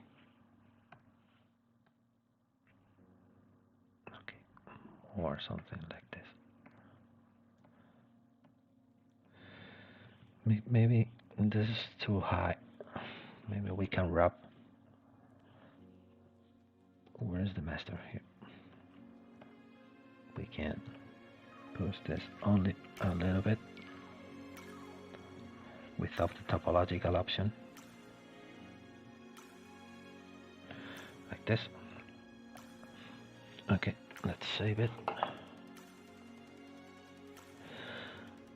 We can apply here a dynamic subdivision to see how it looks like, to try to start making a fast render with ZBrush.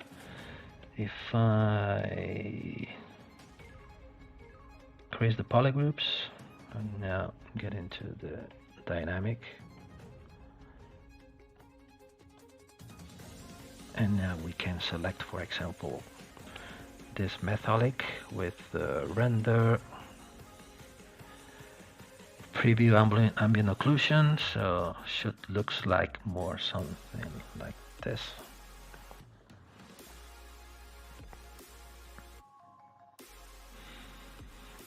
Oops, maybe the end, this part. I don't know why I can't select the band. The band is this one. I'm gonna apply here a black color, like this. Fill object. Because the background always is going to be darker than the other things. And maybe silver, more metallic finishing. Maybe select the metal. I can tweak a bit the material. Maybe I can make it a little bit brighter, not that much.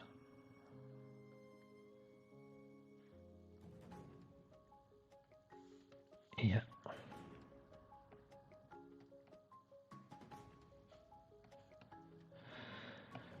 Okay, this is going to be the final ring.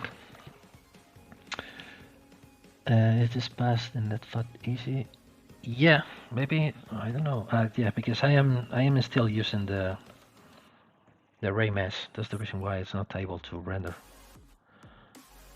to make the render. This is why this is happening. Thank you very much. Thank you for all the work you put in here. I always, yeah, thank you very much. I always try to to give new things, or at least I think that I try to think about different things. I know if I am having success or not. Yeah, do you ever take your models into Keyshot? Yeah, I always use Keyshot for rendering. But because today is too late, maybe we can try apply a very quick, fast, super fast render. We can use, I already have this saved, yes. The file, let's make it a final boolean. So I'm gonna apply the array mesh to this one. Make mesh. Ooh, no, wrong idea. Oh no, yeah, so we only have 2 millions, okay.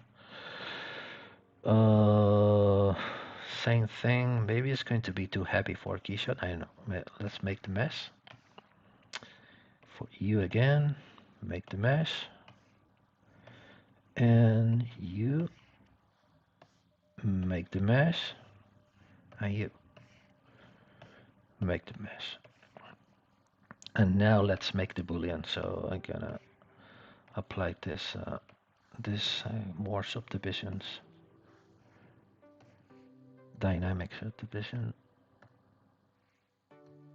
like this. And let's make the final boolean. So boolean, make the boolean mesh. Let's send it to Keyshot.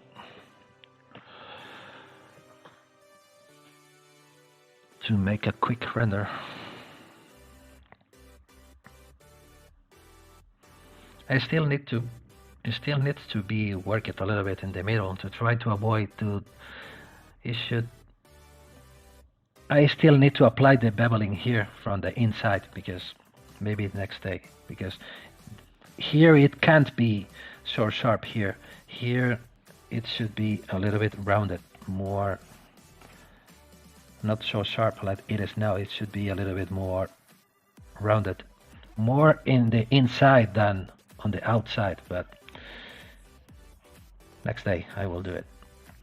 No, this is the boolean, final boolean, where it is. Union. Is this one? Yes. This is the final. It is only 2 millions. It's gonna be okay. Let's send it to Keyshot.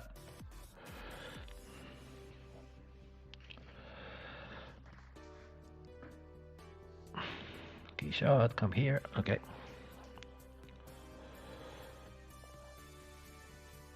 So we can move the model, we can rotate it, we can put it into the ground, we can, this should be 90 degrees, snap the ground, let's apply a ground plane, let's zoom in like this, for example. I like to change the perspective focal length, because if you leave as it is, 50, the rings width, for me, in my opinion, looks huge. They don't have the sense of a scale, so I like to be more close to 90 or 100 instead of 50. So let's go to materials. Maybe I can put a plastic. I like to use this rubber. Where it is, soft rubber for the background here. I'm gonna change the environment. I like to use this one. And let's go to my metal materials.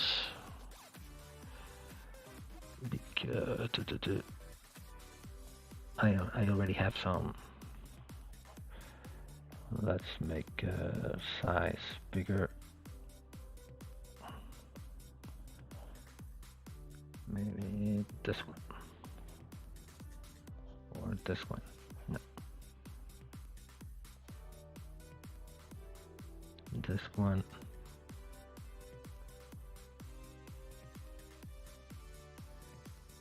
I think the one which works better is this one, but I should get into the material graph and to tweak a bit the material.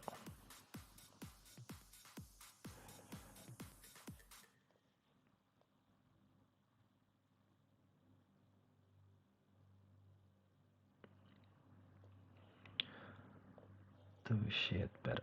Okay.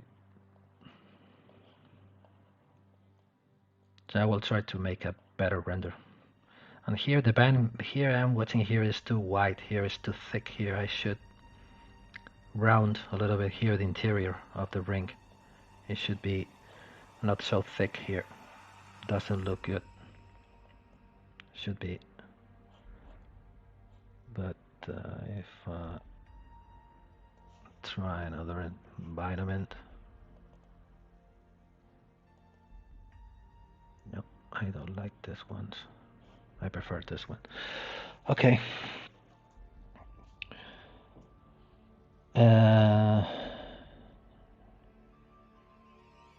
Thank you very much. Do you have a general rule for ring thickness?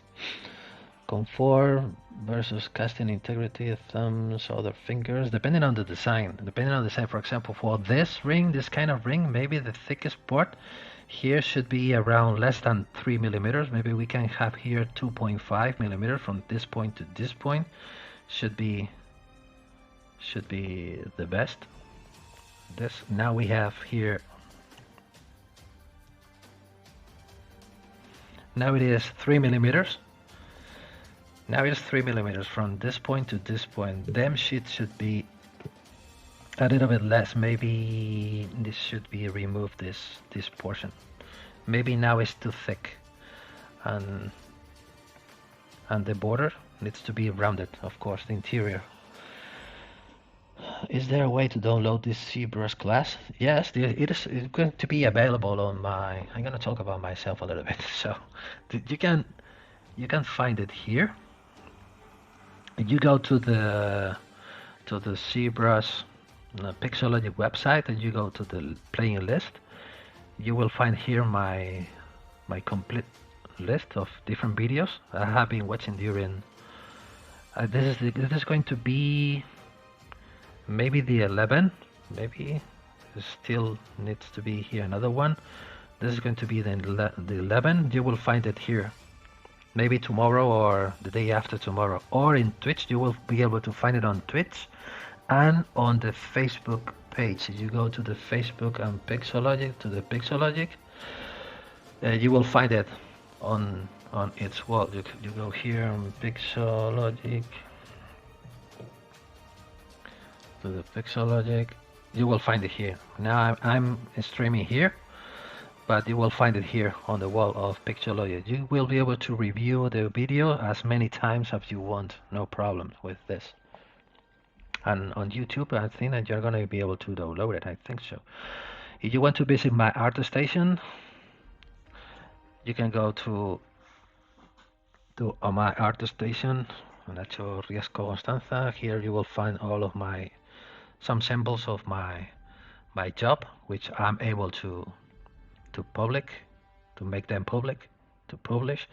Or you can go to my Instagram, where I used to post very often. My name is a bit different. It's Escultura Digital 15, means Digital Sculptor 15. Here you will find even more examples of my job. On inside of the Pixologic website, under the community, ZBrush Live,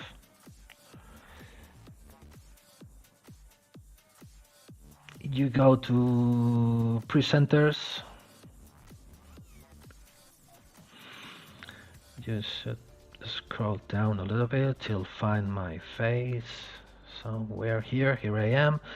So clicking here, you will find here all the links to my social media sites: Facebook, Twitter, Instagram, Behance, DeviantArt, my Pinterest, and my YouTube channels. Also on my YouTube channel, you will find all of my streamings about my ZBrush live streams, and also you will find any more tutorials I made on some time ago about sculpting reliefs, making sculpt rings, and any other promotional videos of my job.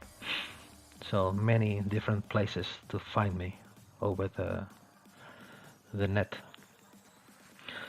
So okay, so next time for the next streaming next Wednesday, I have something in mind, but I should think about it, which is going to be the next theme for my next streaming. Anyway, we will start working on this ring, trying to make the final ready for printing file. I will show you how to fix this, and we will check the weight. We can check the weight now if we can. So we can go to the Gitgo, clicking here. The current tool is not a watertight. Close hose.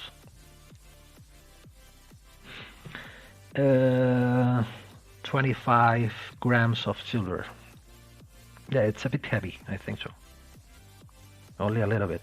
Maybe if we remove half of a millimeter here from the inside, will be much better.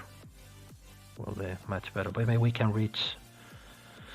We're going to try to reach around 20 grams of silver, because this kind of ring has sense to be cast on silver. Of course, if we have planned to cast it in gold, it's going to be very expensive. It's around almost 40 grams of gold, 18 carats case. Okay, so we will talk about this next Wednesday. Can you say your name? Yeah, of course. You have my name under the video description. For example, if I come back again to the YouTube,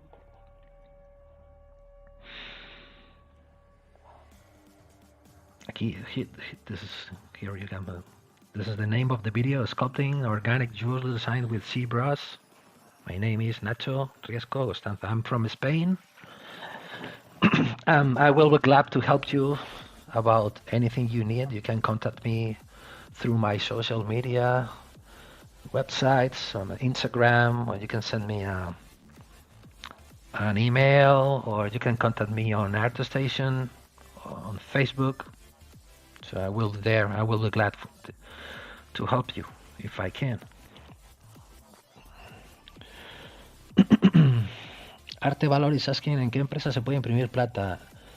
I know that there are some machines that already prints directly in metal, but you should print it in wax or in resin, and then use the lost wax process to convert the wax or resin into the precious metal.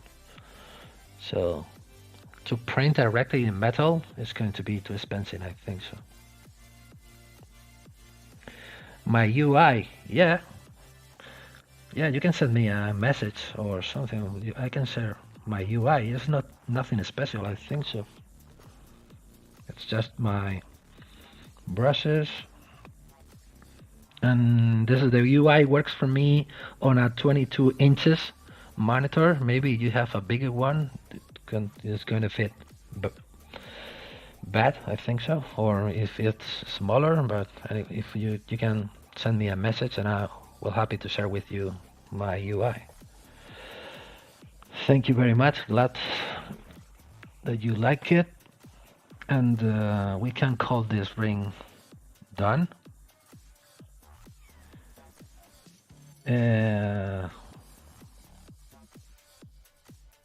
You can watch the previous streams. This is the third stream I made about this ring. I started from zero, making the different scrolls. On the second streaming, I was start detailing the surface of the filigrines of the ornaments. And today, so maybe in the next stream we will be talking about more about ring sizes. I think I like the final result. I think so. Maybe I can put more time tweaking some part, refining some curves and adding more details here and there, but I'm happy with the results, I think so. But I should change a bit that. Maybe we can.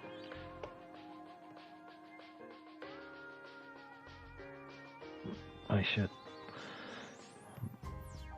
Maybe it will be something.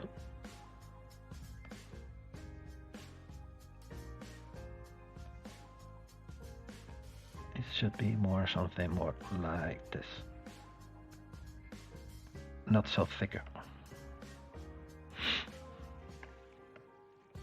More something like this. No so, but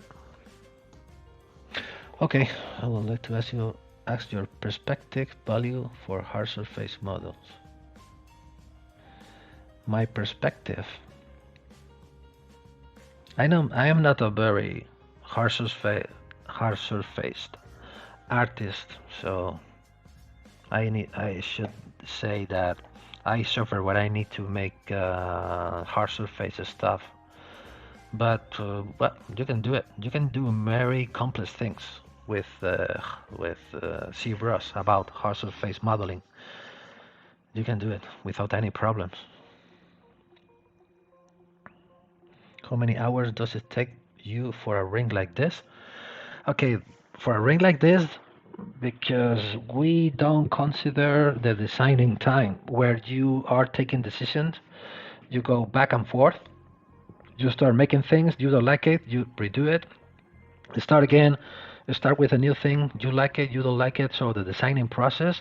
If we are talking about 100% working hours, maybe we can make this ring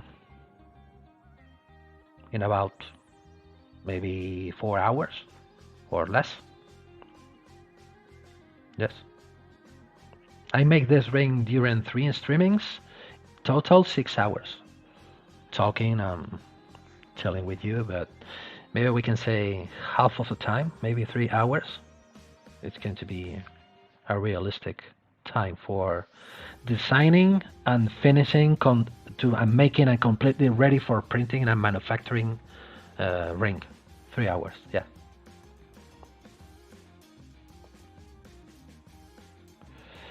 Do you finish your rings yourself? No, I am only a digital sculptor. I send the files for printing, casting, and finishing to different jewelers and professionals. Okay, so thank you very much for being here watching my stream. I hope it has been useful for you or interesting. You have learned something from my way of working, and we will see you. We will be there. We will be here again next Wednesday. Next Wednesday, it's the 17th. So we will be here streaming again with new things and I hope with more interesting things. I think so.